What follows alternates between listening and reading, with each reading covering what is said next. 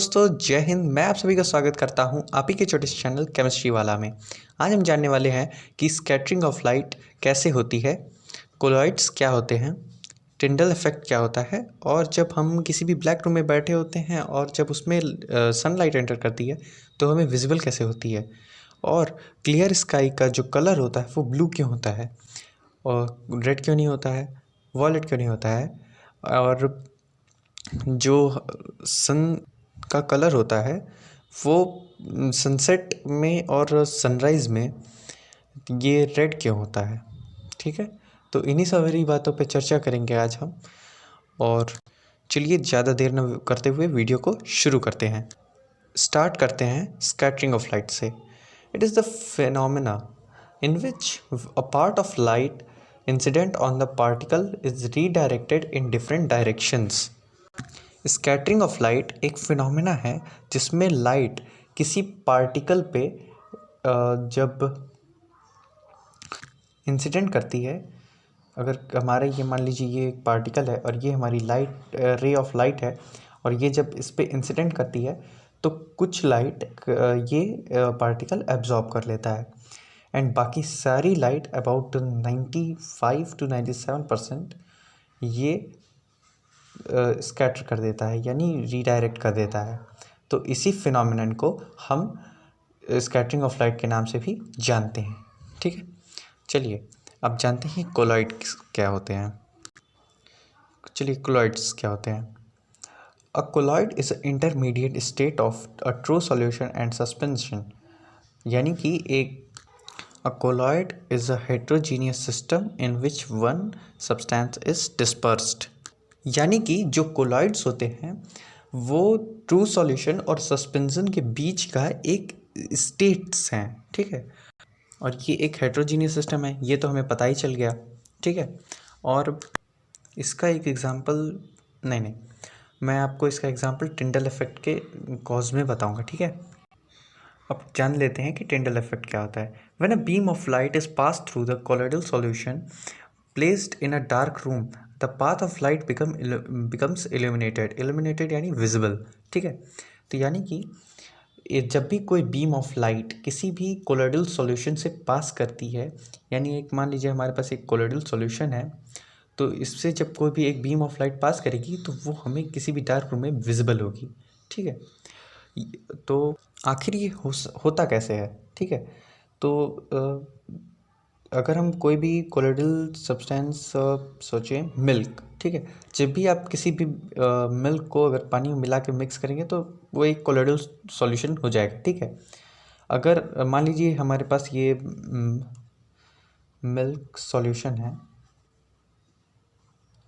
ठीक है, milk solution, और इसके जो पार्टिकल्स हैं, और हाँ, ये जो कोलॉइडल सॉल्यूशन होते हैं उनके पार्टिकल्स जो होते हैं वो 1 नैनोमीटर से लेकर 1000 नैनोमीटर तक होते हैं। ठीक, नैनोमीटर, 1 नैनोमीटर कितना होता है 10⁻⁻9 मीटर, और 1000 नैनोमीटर यानी 10⁻⁻6 मीटर।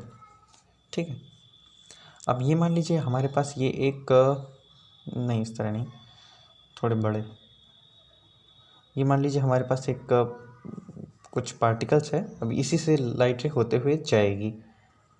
ये मान लीजिए हमारे पास लाइट एक इंसिडेंट की, अब ये जो लाइट है वो इस पे जब इंसिडेंट करेगी तो ये जब ये रीडायरेक्ट हो जाएगी, यानी मतलब यहाँ से स्कैटरिंग ऑफ लाइट शुरू हो जाएगी, और इससे फिर ये जो लाइट है वो आगे पास आउट करेगी।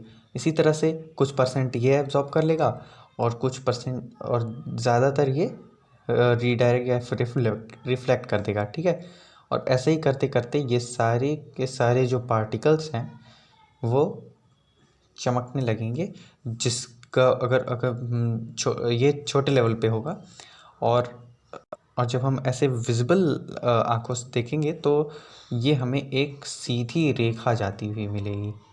ठीक है, तो इसी को कहा जाएगा टिंडल इफेक्ट।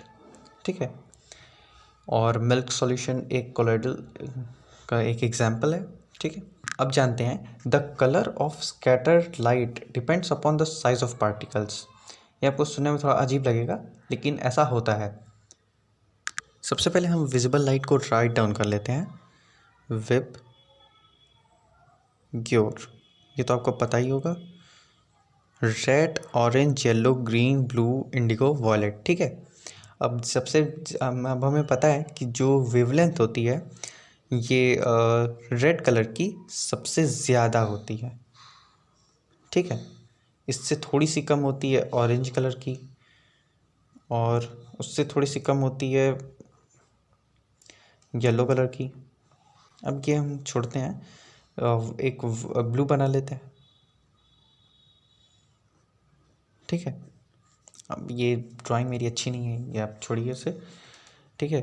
और अगर हम देखें कि अगर मान लीजिए हमारे पास कोई एक पार्टिकल है, और अगर मान लीजिए हमारे पास यहाँ पे एक पार्टिकल है, अगर ये किसी भी कोई भी वेवलेंथ है, कोई भी वेवलेंथ है, अगर ये इससे छोटा है तो मान लीजिए ये इस पे इंसिडेंट नहीं करेगी, ऐसे करके निकल जाएगी, ठीक है।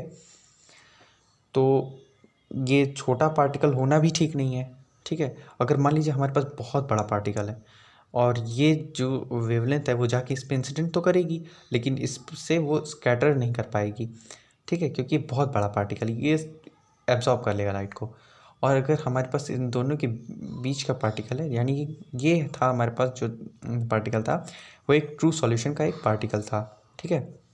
और ये जो हमारे पास पार्टिकल था ये सस्पेंशन का पार्टिकल था, और ये जो हमारे पास पार्टिकल है ये कोलॉइड का पार्टिकल है। अब इससे जब लाइट जाएगी तो यहाँ मान लीजिए इंसिडेंट की, यहाँ पे लाइट इंसिडेंट की इस पार्टिकल पे, उसके बाद इससे ये स्कैटर करेगी, ठीक है। तो इससे ये भी हमें पता चला कि जो कलर ऑफ स्कैटर्ड लाइट है वो डिपेंड करता है साइज ऑफ पार्टिकल्स पे, ठीक है। अब हम आते हैं अपने टॉपिक पे जो आप देखने आए थे। Blue colour of real sky लिखा है, ये क्लियर स्काई होगा, क्लियर स्काई, ठीक है। ये blue colour of clear sky कैसे होता है, मतलब क्लियर स्काई का कलर ब्लू ही क्यों होता है। तो सबसे पहले जानते हैं कि जो हमारे पास जो अर्थ के पास एक एटमॉस्फेयर की एक बहुत बड़ी लेयर है, ठीक है।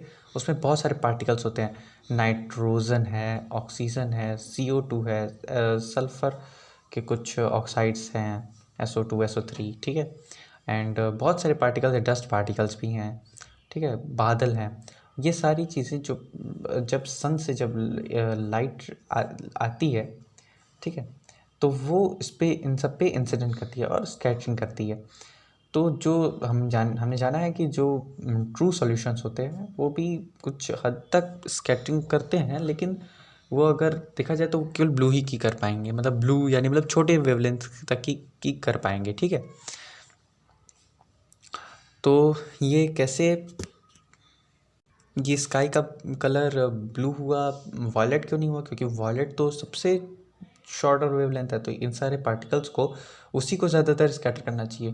नहीं, कि जो सनलाइट है उसमें वॉयलेट और इंडिगो की जो मात्रा होती है वो थोड़ी कम होती है, और वो जो आउटर एटमॉस्फेयर में ही ख़त्म हो जाती है, ठीक है। और हम लोग तो देखते हैं यहाँ वाली मतलब नीचे का ही हम देख पाते हैं आसमान, ठीक है, स्काई।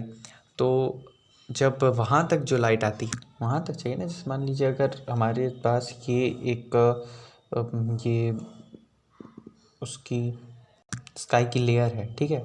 अब यहाँ से हमारी ये लाइट आई, ठीक। अब ये पूरी वाइट लाइट है। अब यहाँ से थोड़ी थोड़ी ये वॉयलेट थोड़ा थोड़ा मान लीजिए अगर यहाँ पे स्कैटर हो गया, इंडिगो थोड़ा थोड़ा स्कैटर हो गया, लेकिन जो ब्लू होता है वो पूरा यहाँ तक पूरे स्कैटर होते रहता है। यहाँ के जो पार्टिकल्स हैं वो ब्लू को स्कैटर करते हैं, और मतलब सारी लाइट से स्कैटर होती हैं, लेकिन जो रेड लाइट है, मतलब जैसे जो बड़ी बड़ी वेवलेंथ्स की लाइट है वो कैसे स्कैटर करेंगी, वैसे करके निकल जाती हैं। और जो ब्लू लाइट है वो पूरी तरीके से यहाँ पे स्कैटर हो जाती है पूरे में। तो ये जो क्लियर स्काई का हमें कलर है वो ब्लू मिलता है, ठीक है। अब जल्दी से जान लेते हैं कि radiation of sun at sunrise and sunset. तो ये भी वही है, अगर हम मान लेते हैं ये हमारा अर्थ का यहाँ पे ये है, और यहाँ मान लीजिए हमारे एक एब्जॉर्बर है, ऑब्जर्वर है, और ये हमारा एटमॉस्फेयर है, ठीक है। और ये हॉरिजॉन ले लेते हैं, इस लाइन को आप हॉरिजॉन ले लीजिए, ठीक है। अब जब यहाँ पे सन रहता है तो यहाँ से जो लाइट आती है वो देख रहे होंगे आप कि कितनी ज़्यादा डिस्टेंस कवर करके आ रही हैं।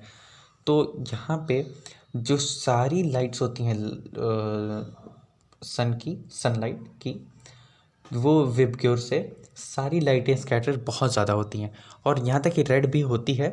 अब इतनी बड़ी जगह है तो इसमें कहीं ना कहीं तो रेड लाइट भी स्कैटर होगी, लेकिन रेड लाइट सबसे लीस्ट स्कैटर होती हैं इन सारी लाइट्स में, क्योंकि उसके पास सबसे बड़ी वेवलेंथ है। तो इसलिए वो आके यहाँ पे हमें दिखती है। इसलिए हमें जो सनराइज़ के समय पे या सनसेट के समय पे जो सन है वो हमें रेड दिखता है, ठीक है। तो चलिए दोस्तों, आज की वीडियो को यहीं पे ख़त्म करते हैं। और अगर अभी तक आपने हमारे चैनल को सब्सक्राइब नहीं किया है तो प्लीज़ सब्सक्राइब कर लीजिए, हमारी वीडियोस को लाइक कीजिए, शेयर कीजिए अपने दोस्तों के साथ इस नॉलेज को। तो चलिए दोस्तों, ठीक है, थैंक यू, जय हिंद।